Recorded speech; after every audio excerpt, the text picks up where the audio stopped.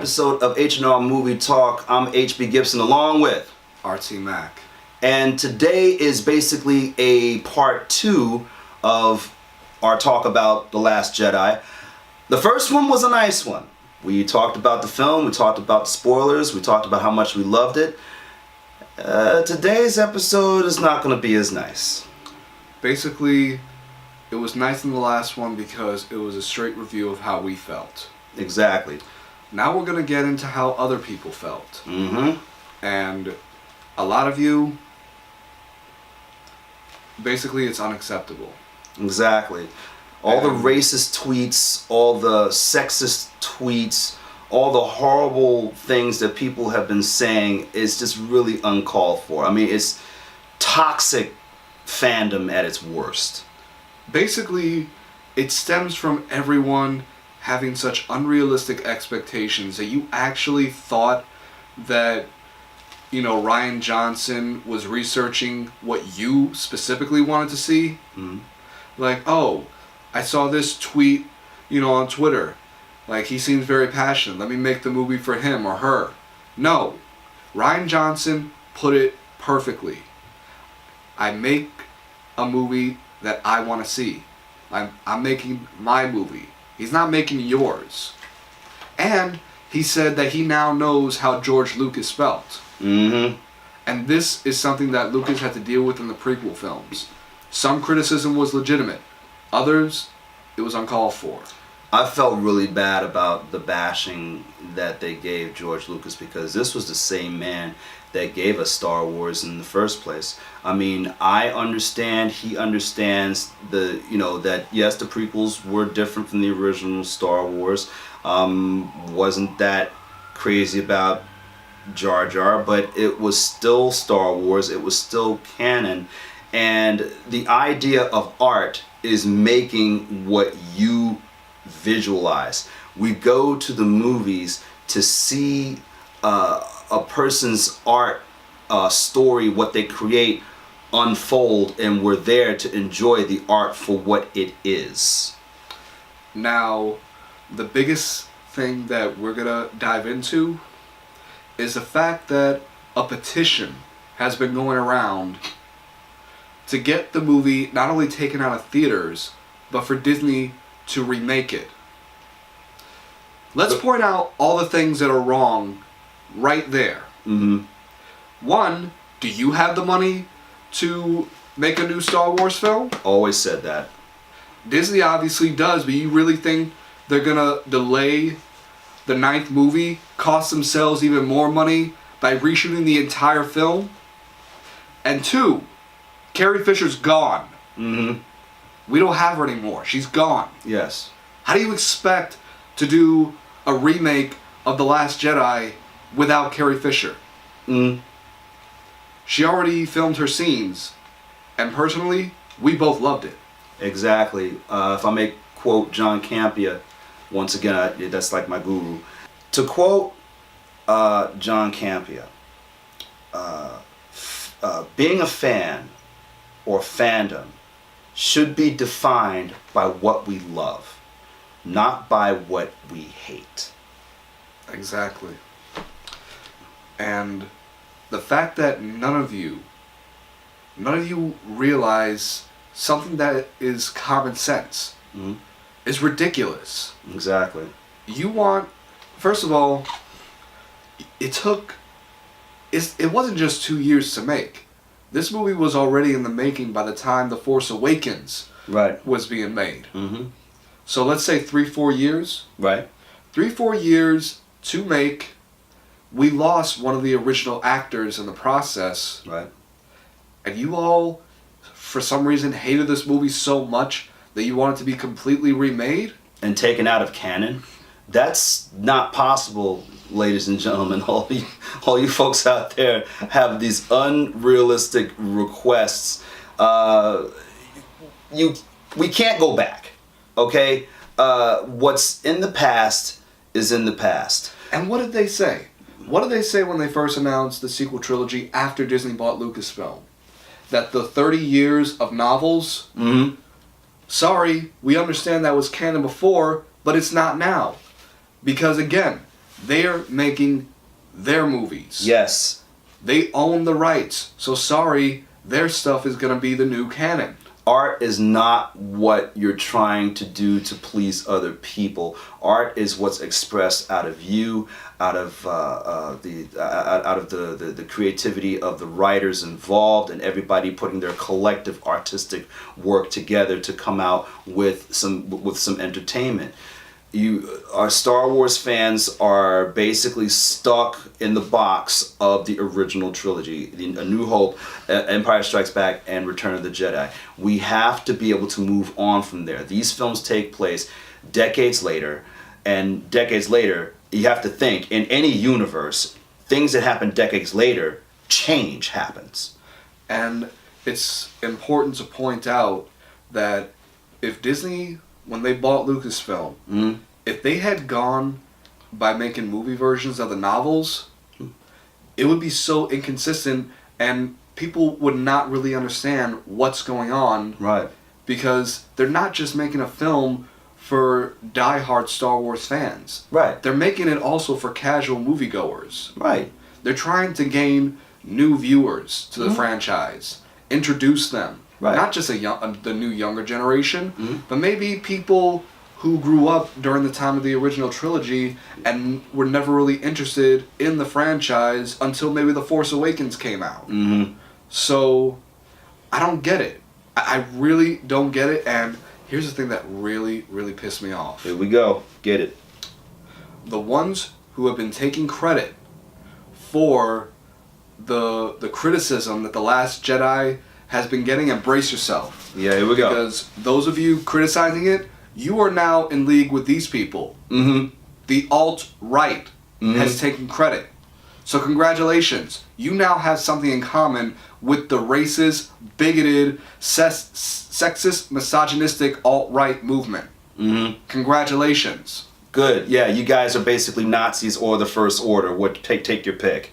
Yeah. Oh, and this is another thing that really got me. One person tweeted, "Enough liberalism in Star Wars." Really? Do you even understand? Did you even watch the original movie?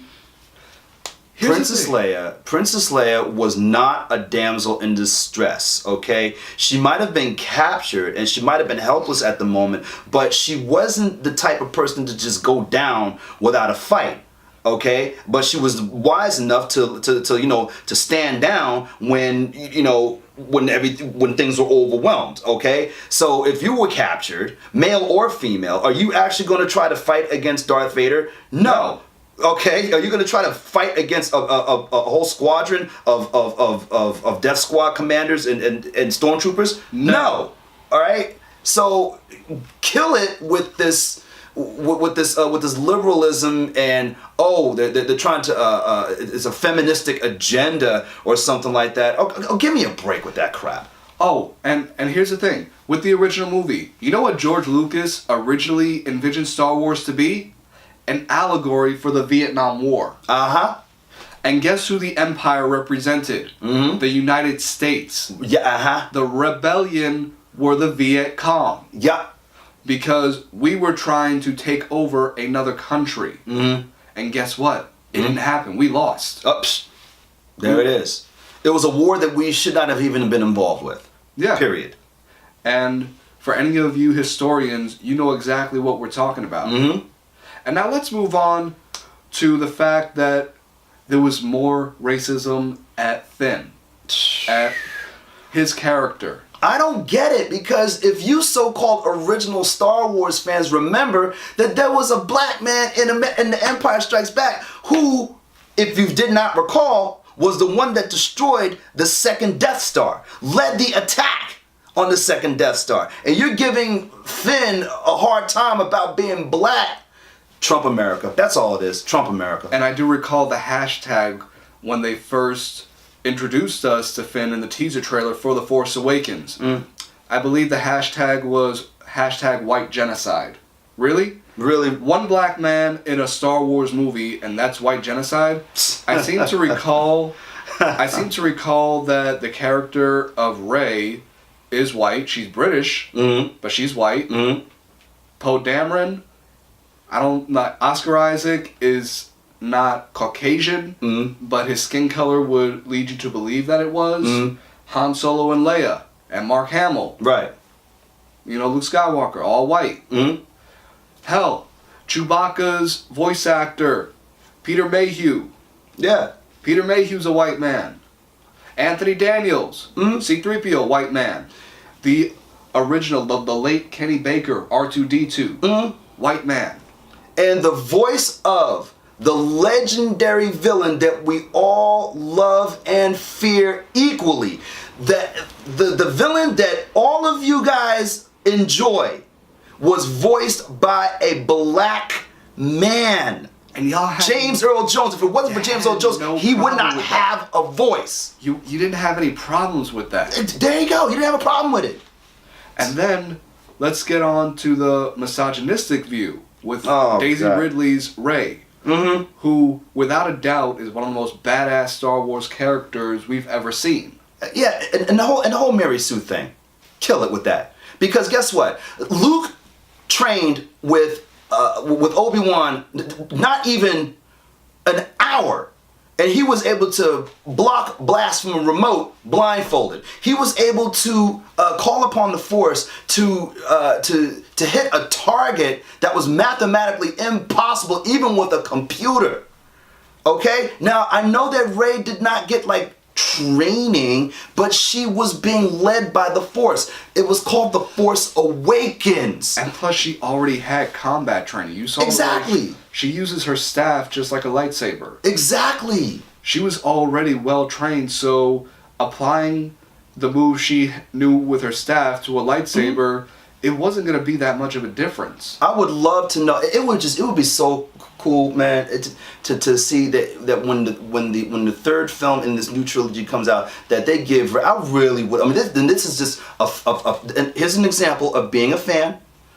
I would love to see Rey have a double-bladed lightsaber, but if she doesn't, that's fine. No, here's what I really want, and whether Finn continues his relationship with Rose from The Last Jedi. Oh, we're gonna get to her in a minute. Or eventually hooks up with Rey.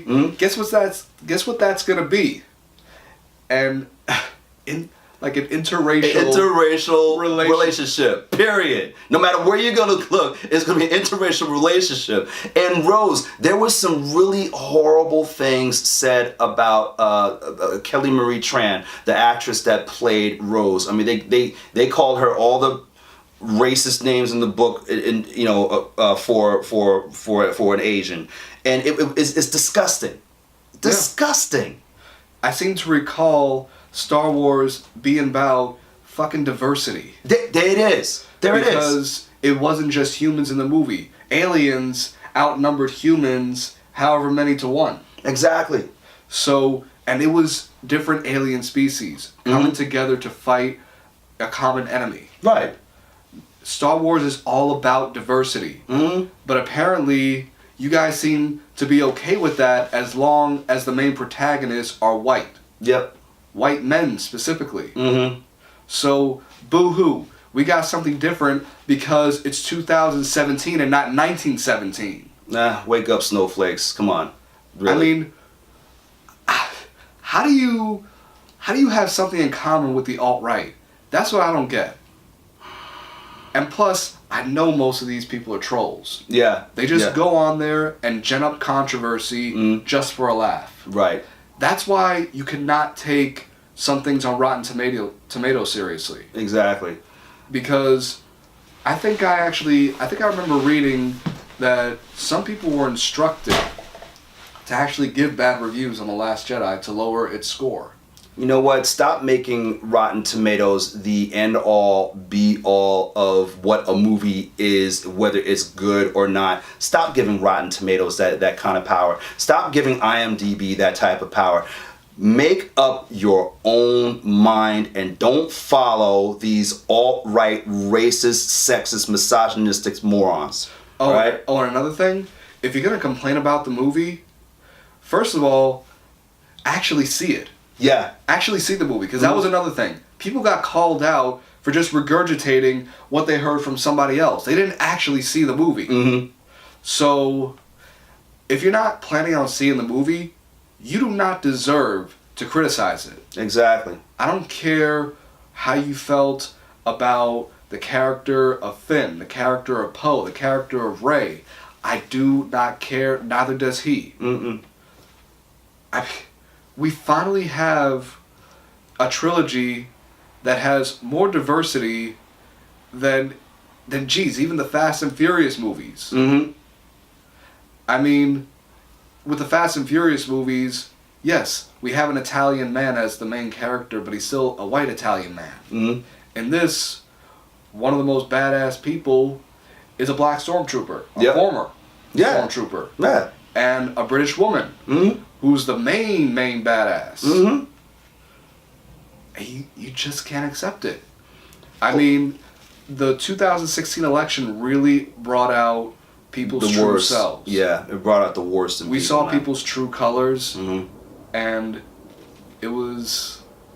I can't even find the words for it. And by the way, for those of you who may not be, you know, like on that side of like the racist and the sexist and misogynistic side of the backlash, and just simply don't like the film and just plain trashing it, I tell you, it's not easy to make a film, and I invite you, I dare you.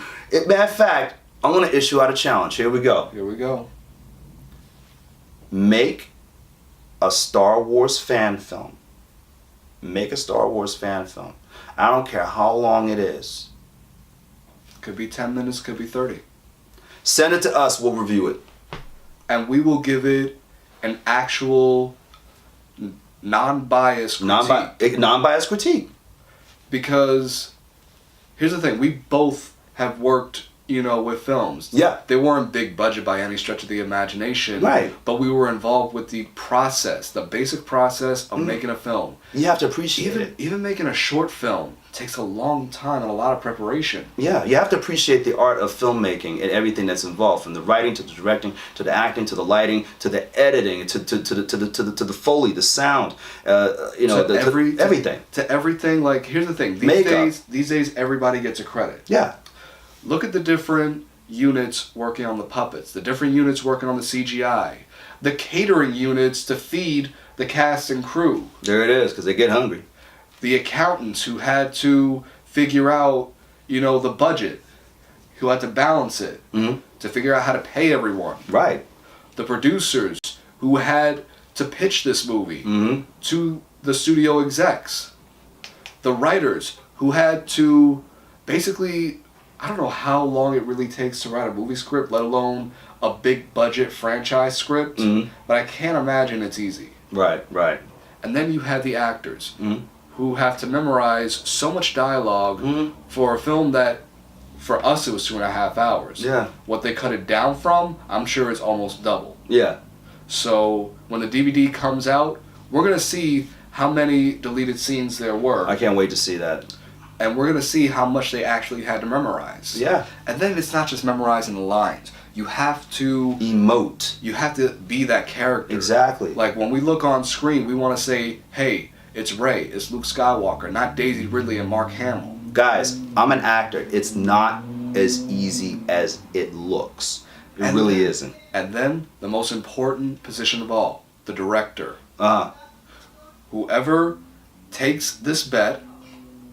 You have final say on everything if you're the director. And we don't care who does it, but you have to be responsible for everything. You have to work closely with your editor. Be their best friend, basically. Right.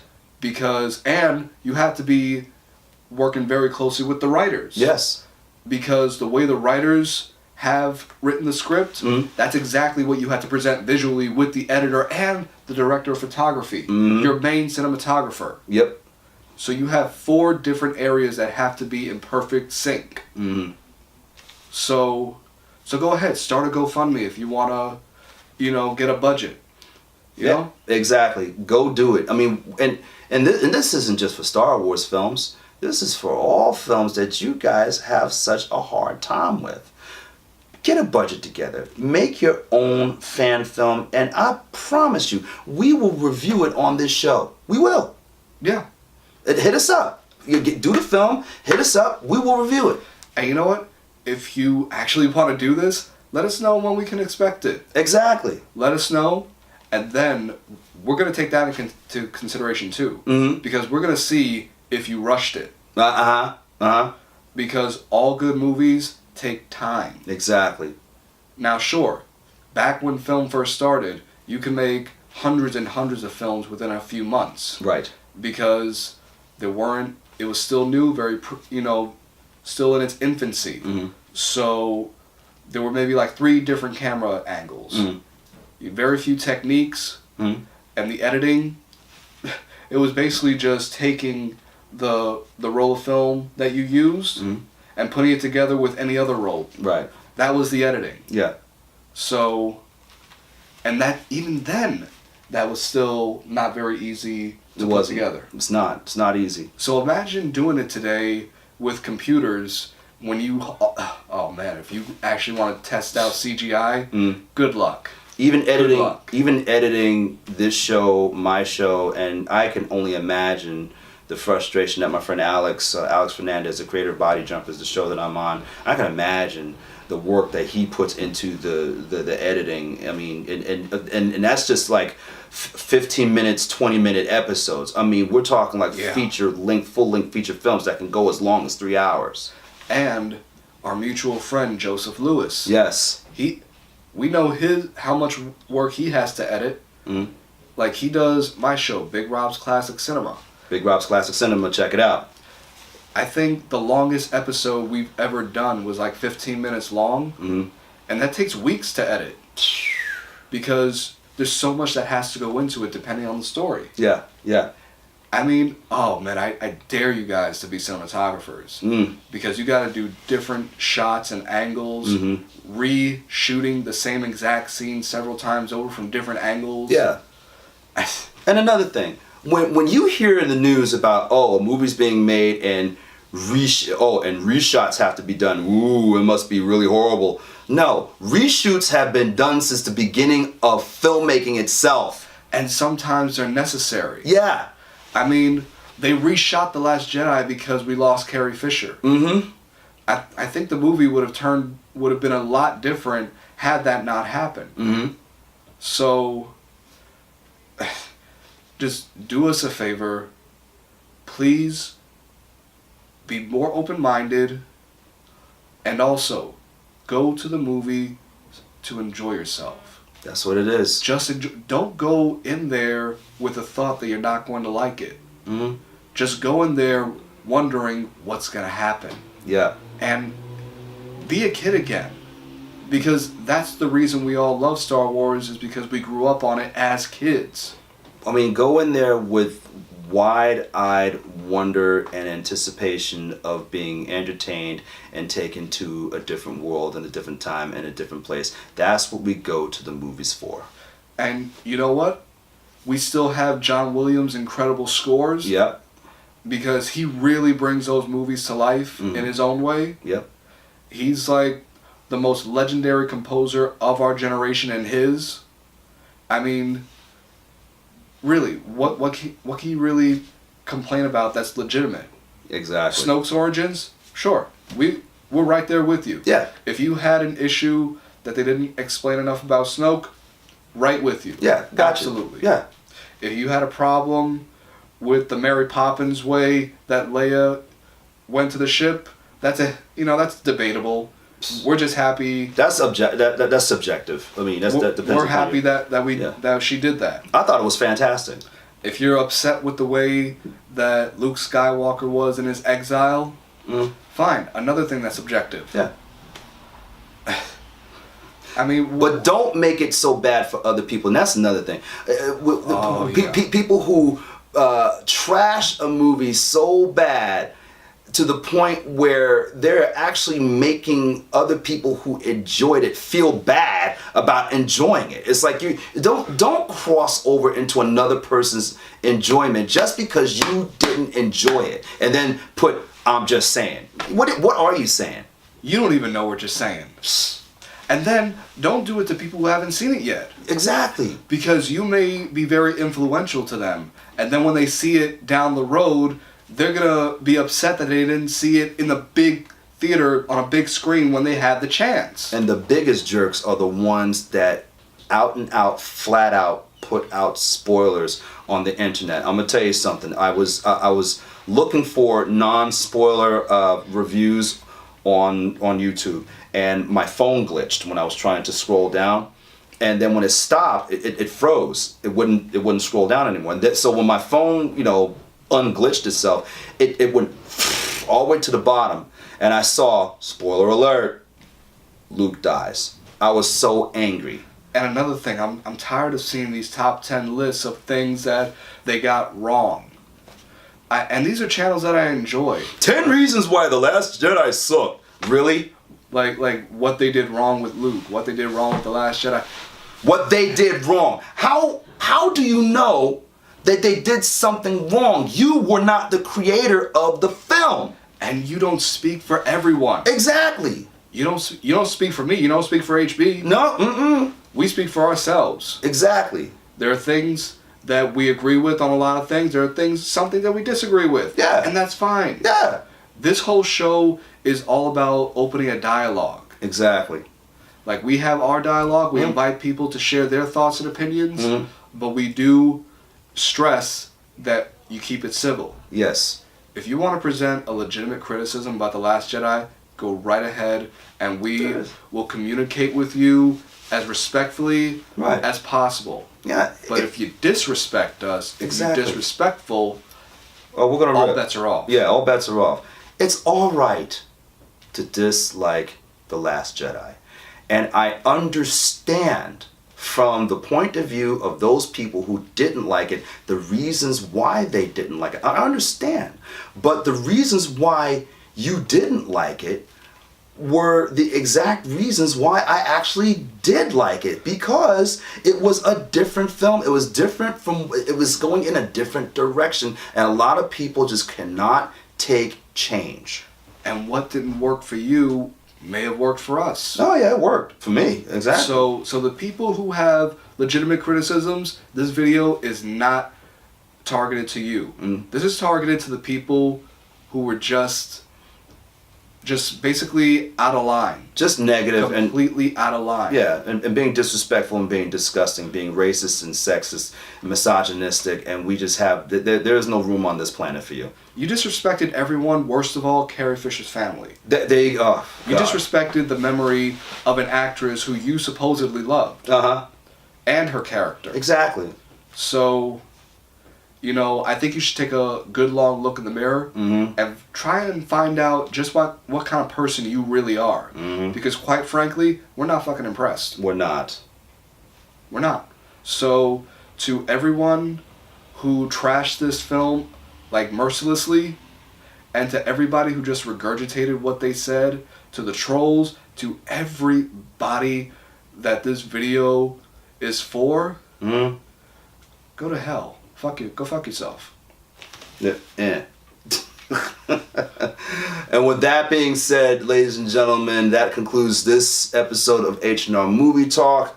It was a little rough, but it needed to get rough because we're here for those who want to enjoy film. And you're lucky we didn't just start yelling. Yeah. Oh man. We were calm. Hey, listen, you should have saw him before we started filming. He was pacing back and forth, getting red and everything. Hey. He had to stop me. I'm like, oh, calm down. Yeah, this guy had to stop me. And you know what? That's fine. I feel I got my point across. We both did. So the next episode that we're planning on doing will be a much more upbeat and happy tone. Yes. It'll be about Zootopia. Zootopia, yeah!